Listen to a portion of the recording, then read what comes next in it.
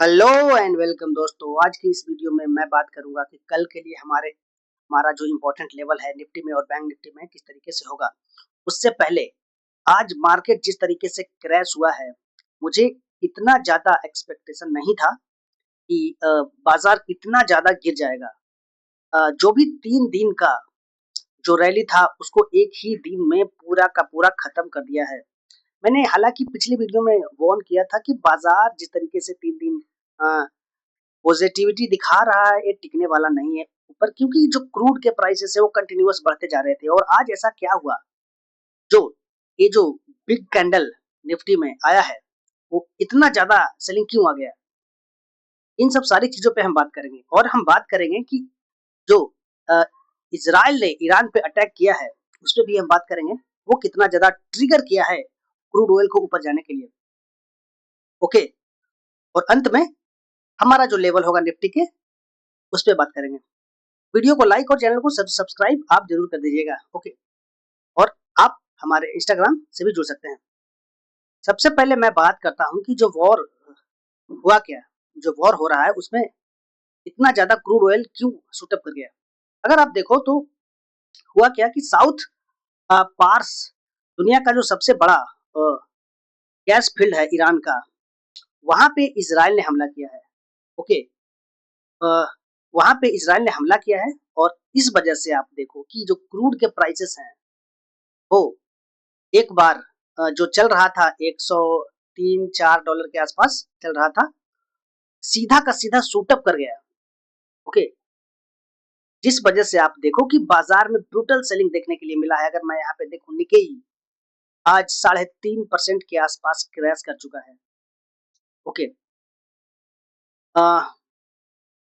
अब मैं बात करता हूं कि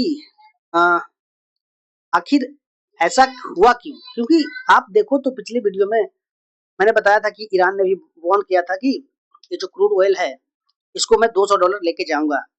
ओके, तो जितना ज्यादा क्रूड ऑयल का प्राइस ऊपर जाएगा निफ्टी ग्लोबल मार्केट में, वो जितना उतना ज्यादा नीचे आता हुआ दिखेगा। ओके, ये चीजें आप समझ लो। आप देखो कि आज क्या हुआ कि ये जो बिग कैंडल आया है 15 मिनट में, जैसे ही यहाँ पे क्रूड ऑयल का प्राइस सेम सेम टाइम पे शूटअप किया, सेम टाइम पे ये जो क्रूड ऑयल का प्राइस था इस मतलब कि 2:45 पे ये जो प्राइस 15 से सीधा टच किया है, करीब मैं बात करूं तो 19, तो सेम उसी टाइम पे निफ्टी, अगर आप देखो यहाँ पे तो उसी टाइम पे निफ्टी में ह्यूज गिरावट आई है। देखो सेम टाइम था रहा है ना, तो यही था कि जैसे ही शूट किया ऊपर और बाजार नीचे क्रैश कर गया। ओके, और जो बाजार है पिछले दिन का जो लो था, पिछले 2-3 दिन में जो मार्केट ऊपर गया था वहां से बाजार थोड़ा सा रिजेक्शन लेकर के अभी जो बंद हुआ है वो 23,087 के आसपास पे बंद हुआ है। तो हमारा लेवल क्या होगा कल के लिए उस पर बात करते हैं। सबसे पहले मैं जाऊंगा वन डे टाइम फ्रेम पे। Okay, one day time frame पे अगर आप देखो तो बाजार बिल्कुल ही कमजोर है। आज कमजोरी को और एक कैंडल बढ़ा दिया है, क्योंकि बाजार तो एक गैप डाउन ओपन हुआ उसके बाद में एक रेड कैंडल क्लोज कर दिया, तो और भी नेगेटिविटी फैल गई। अब बाजार के लिए जो इम्पोर्टेंट सपोर्ट है ना वो ये एरिया है 22,300 से लेकर 22,250 तक। अगर यहाँ पे सपोर्ट नहीं लेता है तो बाजार के लिए और जो नीचे का जो सपोर्ट लेवल होगा वो होगा सीधा 21,700। ओके, ये चीज आप ध्यान में रखो। बाजार आराम से 22,300 तक तो आ ही जाएगा मेरे ख्याल से। जिस तरीके से एस्केलेशन भी बढ़ रहा है, ईरान ने सीधा चेतावनी दिया है कि जितने भी गल्फ कंट्री हैं उनके जो जो भी एनर्जी प्लांट हैं वहां पे लोगों को वहां से इवैक्यूएट करने के लिए बोल दिया गया है कि अगर आप लोग रहोगे तो वहां पे आपको डैमेज हो सकता है, इसीलिए हम अटैक करने वाले हैं।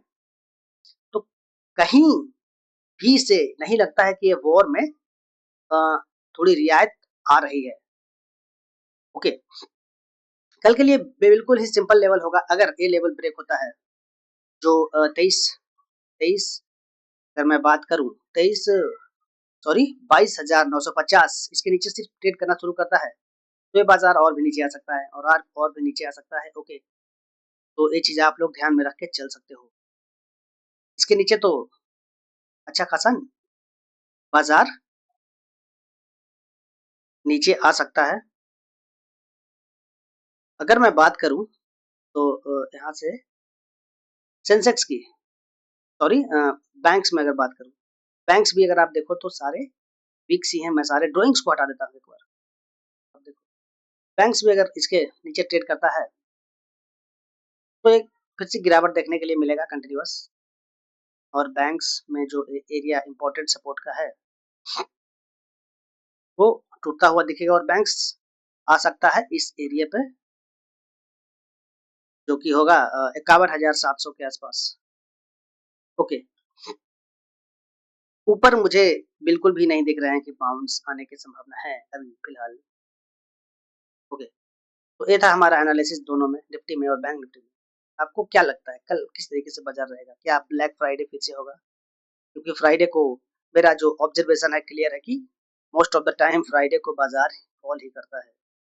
तो बताइए कमेंट में आपको क्या लगता है।